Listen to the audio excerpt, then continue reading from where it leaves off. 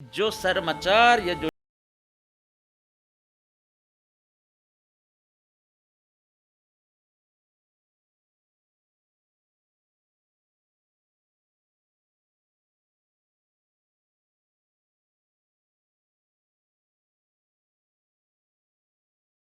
Leader نے کوئی توہین کی ہو یا بے عزتی کی ہو یا اس کے آس پاس والوں کو کوئی نقصان دیا ہو تو وہ ایزی ہے اس کو اپنی طرف کر لینا. وہ اپنا بدلہ بھی لے گا یا اس کی دل آزاری ہوئی ہوگی تو یہ آئیڈیل ہوگا.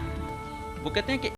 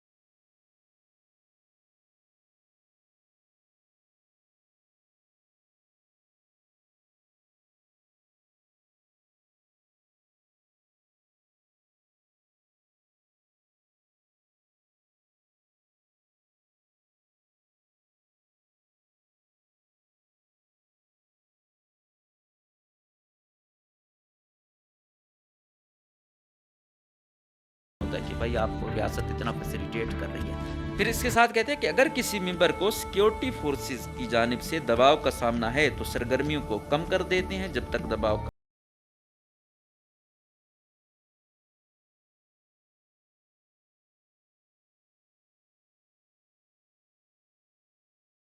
ہے, لہٰذا یہ اس پر بڑی نظر رکھتے ہیں اور اس کو منطقی انجام تک کسی طرح پہنچنا ان کا جو ہے نا ترجیح میں شامل ہو. بہت کچھ ہو سکتا ہے. آج کل آپ دیکھیں حالات یہ مطلب اگست سے پہلے کی نسبت اب کافی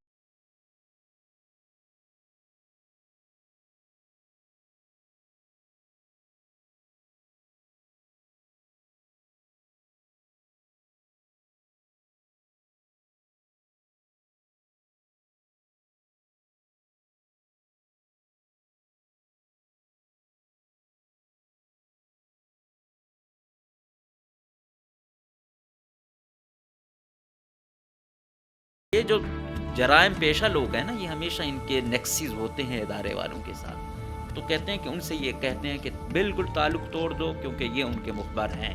ان کی ایک دوسرے کے ساتھ کہیں نہ کہیں سہولت کاری ہوتی ہے.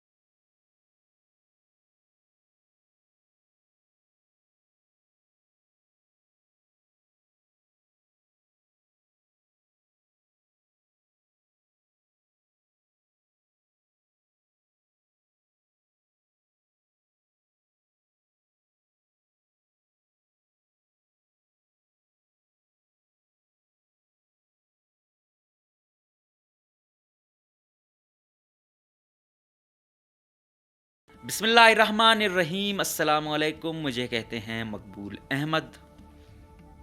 آج کا پروگرام پھر انسرجنسی سے ریلیٹڈ ہے. ہم بات کر رہے تھے انسرجنسی کو سمجھ رہے تھے, بلوچستان میں انسرجنسی کو سمجھ رہے تھے.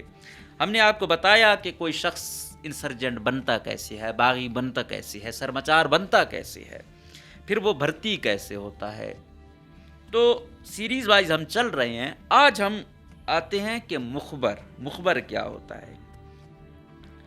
मुखबर जो सरमचार या जो शिद्दत पसंद या अस्करियत पसंद मुखबर उसको कहते हैं जो उनके अंदर का मेंबर होता है सिक्योरिटी फोर्सेस वालों से मिला होता है।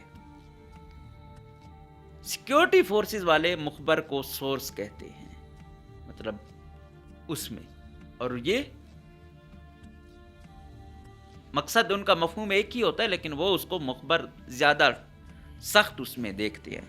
वो कहते हैं मुखबर वो अफराद हैं जिनको अस्करियत पसंदों की मालूमात हासिल करने के लिए सिक्योरिटी फोर्सेस ने किराए पर रखा होता है। ये खुफिया सेल के लिए एक बड़ा ख़तरा होती हैं और इस मामले में सिक्योरिटी फोर्सेस की हिकमत अमली और तकनीक के लिए अहमियत का हामिल होते हैं। मैंने आपको पहले बताया कि फ़ौज को 10 लाख लोग भी चाहिए ना, उनको एक हफ्ते में मिल जाएंगे। उन्होंने वो करना है कि हाँ भाई ये इश्तिहार है, ये इंसेंटिव्स हैं, तनख्वाह है, पेंशन है, बच्चों का मेडिकल एजुकेशन फ्री है, इतनी सहूलियात हैं तो लोग जाएंगे, इतनी बेरोज़गारी। दूसरी जानिब जो अस्करियत पसंद होते हैं उन्होंने एक अस्करियत पसंद बनाने के लिए दहाइयों तक मेहनत करना पड़ती है। क्यों? सबसे पहले उसको जज्बात उभारना, फिर एक ऐसी ज़िंदगी में ले जाना जहाँ कोई जान 99% मरना है, कोई आप खुशनसीब होंगे 1% आप कामयाब हो गए, ठीक है, तो बहुत मुश्किल होता है उसके मुकाबले में इसको लाना। और फिर मैंने आपको कहा था कि अगर एक मुखबर भी चला गया है, एक सोर्स भी इंटेलिजेंस वालों का चला जाए, तो वो उस पूरा जो ग्रुप है ना उसको तहस नहस करके रख देता है। क्या है मतलब, किस चीज़ की कमी होती है? इंफॉर्मेशन की कमी है ना, इस वजह से अस्करियत पसंदों को होते हैं। उसमें अगर एक चला जाए तो फिर तो सिक्योरिटी फोर्सेस उनका हशर नशर एक करें। तो यह है मुखबर। अब सवाल है कि मुखबरों को कैसे भर्ती किया जाता है। अब ज़ाहिरी बात है उसको भी पता है कि यार अगर मैं मुखबरी करूंगा इंटेलिजेंस वालों के लिए तो मौत है मेरे लिए, शिद्दत पसंद या अस्करियत पसंद कहाँ छोड़ेंगे। वो कहते हैं वाकिन यानी बगैर इजाज़त आने वाला। वो कहते हैं कि तंजीम का जो मायूस किया गया मेंबर जो ये सोचता है कि ग्रुप ज़्यादा इंतहा पसंद या वो जिसकी तंजीम के दूसरे मेंबर उनकी तौहीन या दिल आज़ारी की हो, वो कहते हैं इंटेलिजेंस वाले वही देखते हैं कि कोई ऐसा इनके अंदर से हो जिसकी कोई इज़्ज़त ना हो इतनी ज़्यादा वहाँ पे, या उसके साथ लीडर ने कोई तौहीन की हो या बेइज्जती की हो या उसके आसपास वालों को कोई नुकसान दिया हो, तो वो इजी है उसको अपनी तरफ कर लेना। वो अपना बदला भी लेगा या उसकी दिल आज़ारी हुई होगी तो ये आइडियल होगा। फिर टेप यानी ग्रुप से बाहर का शख्स खुफिया तौर पर ग्रुप को किसी ऑप्शनल सरगर्मियों में बात करते हुए सुनता है। ये शख्स सिक्योरिटी फोर्सेस को आगाह करता है। फिर सिक्योरिटी फोर्सेस तंजीम के उस मेंबर को कायल करते हैं कि वो एक मुखबर बन जाए। वो कहते हैं कि एक शख्स है, सपोज किया एक कहीं मीटिंग हो रही है किसी के घर, वो अस्करियत पसंदों का घर हो या किसी जगह पे बैठे हूँ वो हो रही हो, वहाँ एक उनको चाय पिलाने वाला, पानी पिलाने वाला वो चीज़ सुने, वो फिर उसका सिक्योरिटी फोर्सेस से रब्ता हो और उनको बता दे, तो फिर उनके लिए आइडियल हो गया कि हाँ भाई इधर आते हैं, इनका सेफ वो है, इधर कोई कार्रवाई भी नहीं होगी, आप भी मुतात रहोगे, बस आप हमें मालूमात देते रहें, आप जो कहेंगे आपको मिलता रहेगा। और इसकी किस्म है डील मेकर्स यानी सौदेबाजी करने वाले। वो कहते हैं कि एक मेंबर जिसको गिरफ्तार किया गया था और उसे इल्ज़ामात का सामना करना पड़ रहा है, मेंबर सिक्योरिटी फोर्सेस के साथ सौदेबाजी करता है कि कम सज़ा के बदले वो ग्रुप के बारे में मालूमात फराहम करेगा। मतलब इन अस्करियत पसंदों का कोई बंदा है जिस पर शक है कि आया इसने असला बेचा या कोई राज बेचा या पैसों का हेर फेर किया। अब ज़ाहिर बात है उसे अलग तो नहीं कर सकते ना, फिलहाल तो इंक्वायरी उन्होंने करनी है, बाकियों को अगर फ़ौरन वो कर दें बाकी भी डर जाएंगे उनके साथी।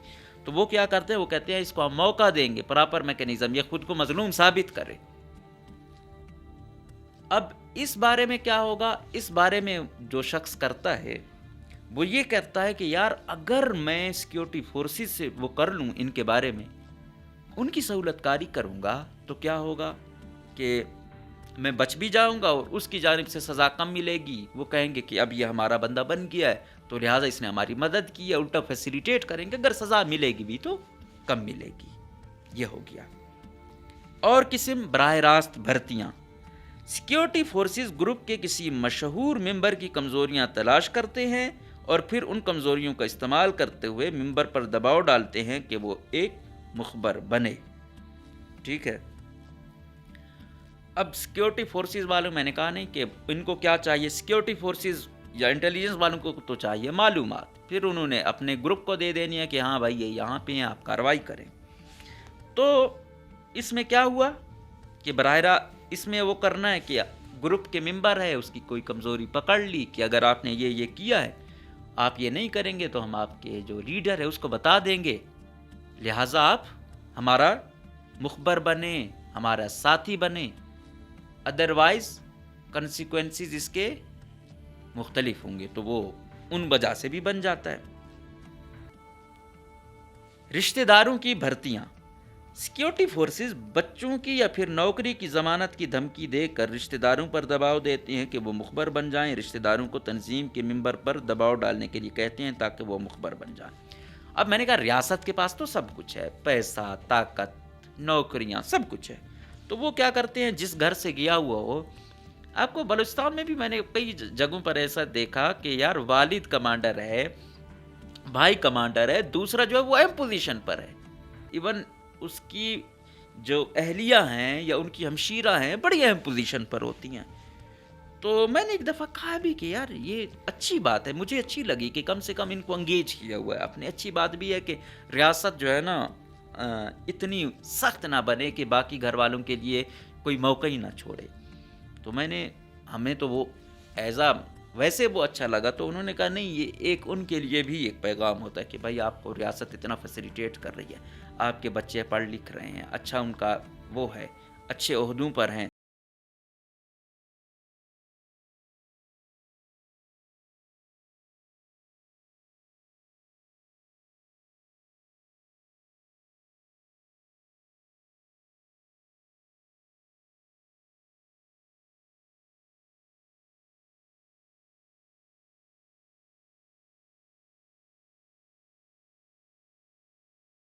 چیزیں ہمیں اس وقت سمجھ نہیں آئیں، یہی تھی کہ وہ آئیڈیالائز بھی اس کو پیش کرے، یا دوسری اپنا جو ممبر ہے یا سیل ہے اس میں بھی اس کو وہ کریں کہ یار یہ ادھر بڑا لیڈر بنتا ہے، اس کو ریاست میں اس کا یہ اتنے بڑے عہدے پر ہے. تو یہ دونوں طرف سے سوٹ کر رہا ہوتا ہے ریاست کو. اچھا، اب کیا ہے خفیہ ایجنٹوں کے خلاف حکمت عملی. اب یہ کیا کرتے ہیں کہ خفیہ جو ایجنٹ ہیں ان کے خلاف حکمت عملی، معلومات کی درجہ بندی کرتے ہیں اور صرف جاننے کی ضرورت کی بنیاد پر معلومات فراہم کرتے ہیں. تنظیم کے ممبر کے ساتھ کبھی بھی دھمکانے والا برتاؤ یا بدسلوکی یہ پھر نہ کریں. یہ مطلب اپنے وہ کرتے ہیں ان کو کہ بھائی ممبر ہے یا آپ کے ساتھ ہے نیچے، کسی کی بدتمیزی، بدتہذیبی، عزت نفس مجروح نہیں ہوگی. جس طرح پہلے پوائنٹ تھا کہ اگر آپ یہ کریں گے تو ہو سکتا ہے وہ سیکیورٹی فورسز کا، ریاست کا اہلکار بن جائے.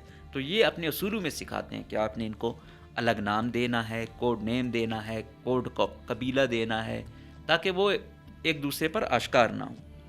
پھر کہتے ہیں کسی ممبر کو کچھ سرگرمیوں کے بارے میں شکوک و شبہات ہیں تو اسے ان میں شامل نہیں ہونا چاہیے. اگر کوئی ممبر قربانی دینے عہد کرنے کے لیے تیار نہیں ہے تو اسے گروپ سے منقطع کر دیتے ہیں، لیکن اس کے ساتھ دوسرے ممبران کا جو تعلق پیدا ہوا ہوتا ہے اسے دوستانہ رہنے دیتے ہیں. ان کے ساتھ اس کی وفاداری اور جوڑ کو قائم رکھا جاتا ہے جو پیدا ہوا تھا. مطلب ایک شخص ہے جو اتنا بہادر نہیں ہے یا شکوک و شبہات میں ہوتا ہے تو بڑے آپریشن میں اس کو جو ہے نا یا حکمت عملی میں اس کو شامل یہ نہیں کرتے. وجہ کیا ہوتی ہے کہ راز افشا نہ کرے یا کنفیوز ہے، اور ساتھ میں کہتے ہیں تعلق بھی اس سے خراب نہ کرو، کہیں ایسا نہ ہو یہ ریاست کا اہلکار بن جائے. پھر اس کے ساتھ کہتے ہیں کہ اگر کسی ممبر کو سیکیورٹی فورسز کی جانب سے دباؤ کا سامنا ہے تو سرگرمیوں کو کم کر دیتے ہیں جب تک دباؤ کم نہیں ہوتا. وہ کہتے ہیں کہ اگر کوئی ممبر ہے، ایک سرکٹ ہے، اس پر سیکیورٹی فورسز کا وہ ہے کہ ہاں یہ کمانڈر ہے، اس پر مسلسل اس کو ہٹ کرنا ہے، فی الحال باقیوں پر وہ نہ کرو. تو اس میں یہ کیا کرتا ہے، عسکریت پسند گروپ جو ہوتا ہے یا گروہ ہوتا ہے،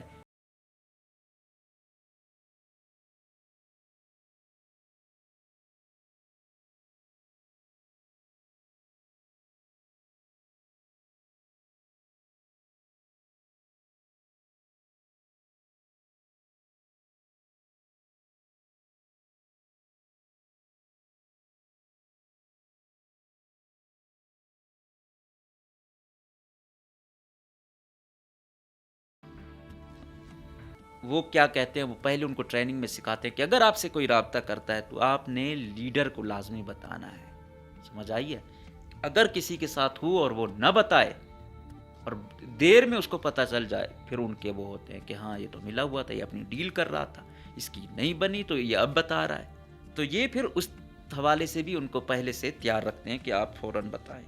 کہتے ہیں کہ یہ یاد رکھا جائے کہ اگر کوئی ممبر غیر متعلقہ مجرمانہ الزامات میں گرفتار ہوتا ہے تو اس کا سیکیورٹی فورسز کے ساتھ معاہدے کرنے کا خطرہ موجود رہتا ہے، لہٰذا یہ اس پر کڑی نظر رکھتے ہیں اور اس کو منطقی انجام تک کسی طرح پہنچنا ان کا جو ہے نا ترجیح میں شامل ہوتا ہے. وہ کہتے ہیں کہ اگر کوئی شخص کسی اس میں پکڑا گیا ہے تو ان کو بڑا وہ ہوتا ہے کہ بھائی اس کا کوئی نہ کوئی حل نکالو، ادروائز یہ بن گیا تو اس کو تو ہر جگہ پتہ ہے ہم لڑے کہاں ہیں، ہمارا مورچہ کہاں ہے، ہم رہتے کہاں تھے.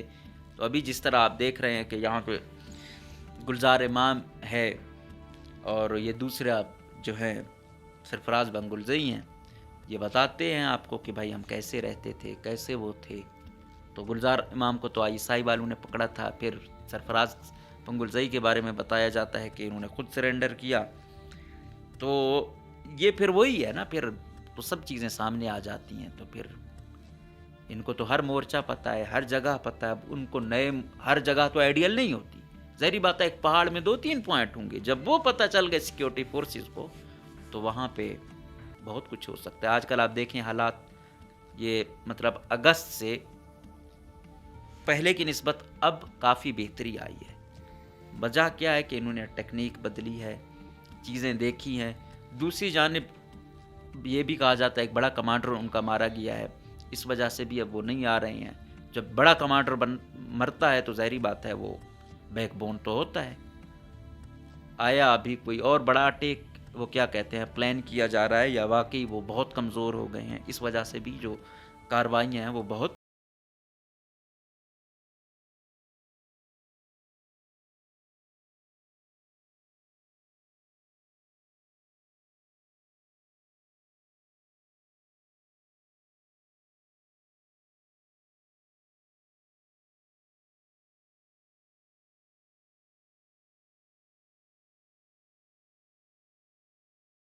ہے.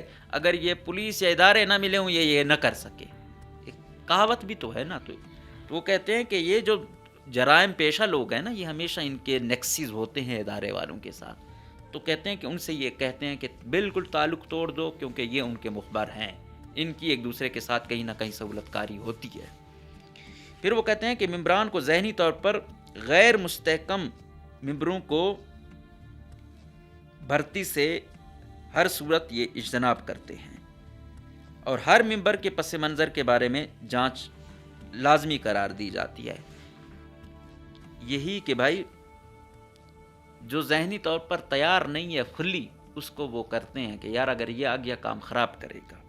اور بیک گراؤنڈ پہلے بھی ہم نے کہا تھا کہ بیک گراؤنڈ میں کیا کیا اس کا دیکھا جاتا ہے، کون ہے، کہاں سے آیا ہے، پڑھا کہاں سے ہے، ایون یہ کہ اس کی ڈیٹ آف برتھ کب ہے، آیا یہ اس کا ہر شوق دیکھا جاتا ہے، مائنڈ سیٹ دیکھا جاتا ہے، دوست دیکھے جاتے ہیں. اس کے بعد جا کے وہ انسرجنٹ بنتا ہے. تو اتنی مشکل فیز سے جو شخص جاتا ہے تو کتنا کریٹیکل اور سخت آدمی ہوگا، اور ان کے ساتھ لڑائی پھر آپ کو معلوم ہے اور زیادہ پیچیدہ ہوتی ہے. تو گوریلا جو ہے، گوریلا جنگ بہت ٹف ہے، بہت مشکل ہوتی ہے. اکثر آپ لوگ بولتے بھی ہو کہ بھائی یہ چند لوگ کیسے ISI MI یا پولیس فوج ان سے کنٹرول نہیں ہو رہے، یا ہم کہتے ہیں طالبان ادھر امریکہ سے کیسے نہیں ہوئے. تو بھائی جو ٹیکنیکل وار ہے، جو یہ گوریلا وار ہے، اس کی نوعیت مختلف ہوتی ہے، اس کی شکلیں مختلف ہیں، یہ سامنے نہیں ہوتے ہیں. تو یہ بڑی پیچیدہ جنگ ہے، یہ دیر پا چلتی رہتی ہے، دیر پا یہ چلتی رہتی ہے. تو اگلی قسط میں بات کریں گے کہ مزید کیا کیا یہ لائے عمل کرتے ہیں اور گروپ کیسے بڑھتا رہتا ہے، اس میں مسئلے کیسے آتے رہتے ہیں، اور پھر ریاست کیسے ان کو کاؤنٹر کرتی ہے. تو مطلب نیک ٹو نیک ان کا مقابلہ چلتا رہتا ہے. اس بارے میں آپ کو اپڈیٹ کرتے رہیں گے. اجازت دیجیے، اللہ حافظ.